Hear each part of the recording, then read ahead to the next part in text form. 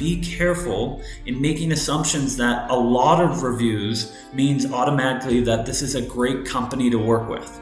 If I find out that the average salesperson is making 5K and the top performer is making 15K, I become more confident that I can come in and learn the process and hit my income goals. It's extremely difficult, if not impossible, to be successful in a business that is not successful. Again, there is no perfect science in figuring out whether a company is fulfilling on their promises or not, but the best way I've found is to dive into their reputation.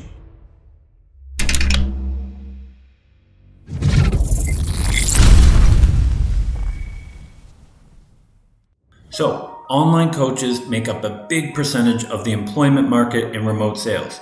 But what you may not know is 82% of coaching businesses fail within their first 2 years. Not to mention all the business owners who only make enough to support themselves and not a sales team. And so, in a world where sales training is sold as the only thing that you need to be successful, myself and many others have had a very different experience. It's extremely difficult, if not impossible, to be successful in a business that is not successful. Makes sense? From my own experience and the experience that I've had working with hundreds of other salespeople, choosing the wrong offer and staying in the wrong offer has a huge opportunity cost, both short and long term in your career. Now, I understand the rationale between, accepting a less than ideal offer. Something is better than nothing. I like the company. I believe in the product. I'll just gain some experience here. I don't have anything better to do with my time. I know a lot of people say that. And even though I understand it, I feel like it is a dangerous career move that you should rethink. Something is not always better than nothing. Understanding that when you say yes to something, you are saying no to everything else that could fill that spot. And similar to a relationship, love is often not enough.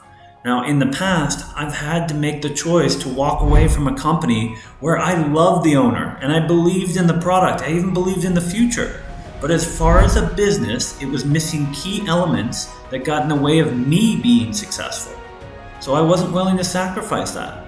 Also, in my experience, just gaining experience is not enough. People throw the word experience around, but in most cases, the experience itself is irrelevant. What people are actually asking you for is proof of past performance. And so selecting and staying in an offer that does not facilitate your performance reflects poorly on you, and will actually make it more difficult to find high-income opportunities in the future. So, I know this is all easy for me to say, but how do you identify a proven offer with an employer and a proper system in place so that you can be confident in your ability to perform within that company?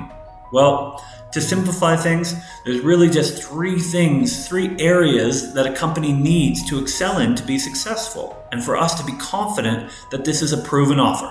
There's marketing, there's sales, and fulfillment. Think about it. If a company can build an audience and they can generate leads consistently, if they can book sales calls and convert a respectable amount of those sales, and finally, if they can fulfill on their promises and deliver results for their clients, I'm extremely confident that I can step in and perform with this company. So, how do we identify proven marketing? Well, first, I typically just put myself in the shoes of the company's prospects and their client avatars. I'm asking myself, how easy is it to find this company? How on point is their targeting? What shows up when I Google the company or the offer? What is their main platform for lead generation? Are they running paid ads or generating leads organically? Do they have a big Facebook group? Some things I'm going to check out. I'm going to Google the company first. I'm going to check out their website and their funnels, their YouTube page, their Facebook groups, their Instagram, their TikTok, their podcast. Ideally, I also want to see if they have any email campaigns. Really, my goal is just to be targeted by this company and make my way into their marketing. My rule of thumb personally, if it's hard for me to find this company, If it's hard for me to find their marketing channel by actively looking and searching them out, it's going to be extremely difficult for a prospect who may not even know they exist to be able to find them. And so I'm going to be paying special attention to their audience size and the type of engagement they get on their post. That's the organic side. If after doing some research on the marketing side, I'm confident in their ability to generate leads, I'm going to move over to the other end of the spectrum, which is fulfillment. So I want to make sure whatever I'm selling, they can deliver on. And again, there is no perfect science in figuring out whether a company is fulfilling on their promises or not. But the best way I've found is to dive into their reputation. Testimonials and reviews are a good start, but online marketers understand this. And so I've never seen an online marketer showcase a negative review on their website, so I would venture off the beaten path. Not what they're marketing, but what people are really saying. So look for independent reviews, not posted by the company. You can use Google or third-party review sites, YouTube. Just type in the company's name or program name followed by review. So you can type in that program name plus scam, but a lot of businesses owners realize that what you're searching and they put that into their own marketing. And also Reddit can sometimes be a great source of honest advice, but also there's people who have no idea what they're talking about that can leave opinions there. So look for people that actually have experience, good or bad, with working with the company. And when in doubt, see if you can have conversations with either past employees or people who have taken part in the program. Ask them what's actually delivered. Also, when it comes to fulfillment, be careful in making assumptions that a lot of reviews means automatically that this is a great company to work with. You know, there's companies in our industry that have thousands of testimonials, which at first seems really impressive until you realize they've had 50,000 plus students and a 5% success rate. So just because they have a lot doesn't mean that anything. And lastly, proven sales process. This one's a little bit more difficult to tell from the outside. What I would say is if a company passes the test when it comes to marketing and fulfillment, you should consider having conversations or entering the interview process with this company. That's a great sign. Great marketing, great fulfillment. That way, you can get inside and you have the ability to ask questions and get real data. Now, there's a couple different ways to decide if a company has a proven sales process or not. The first one's really simple. Ask what their top performer in the role is making every month and their average performer. So let's say I want to make $7,000 per month. If I find out that the average salesperson is making $5,000 and the top performer is making $15,000, I become more confident that I can come in and learn the process and hit my income goals. I want proof. If I want to make $7,000 a month and the top performer is making $5,000 and the rest of the team is making $3,000, it's going to be very hard for me to hit the goals. It's going to be extremely difficult for me to reach my income goals. So I have to consider that. The other way is to get the right numbers to do the math myself. And so to be able to do the proper calculations, I can go one of two ways.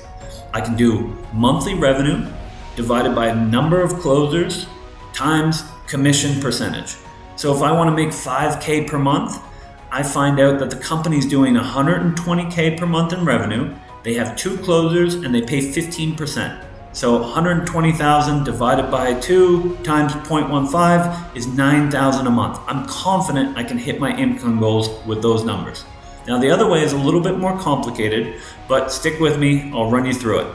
So you find out the number of leads per week times the show-up rate, times the close rate, times the ticket price, times the commission. I told you it's complicated. So let's say 10 leads at 80% show-up rate, 25% close rate, a $5,000 offer, and 10% commission. It's pretty standard.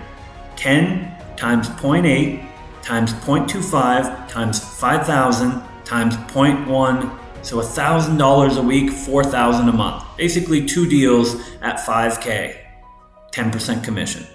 So really, I hope the main takeaway from this is that you should never be a company's experiment. You should never be a guinea pig. You are sacrificing your financial stability, your time, and the future of your career. So entrepreneurship comes with responsibilities just like our job does, just like sales does. And so you need to be 100% confident that the company is doing what they're supposed to be doing so you can do what you're supposed to do. They have a job, you have a job. It's a partnership.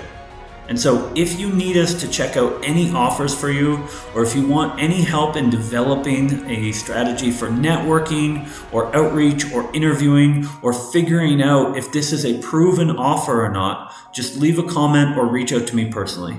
I appreciate you.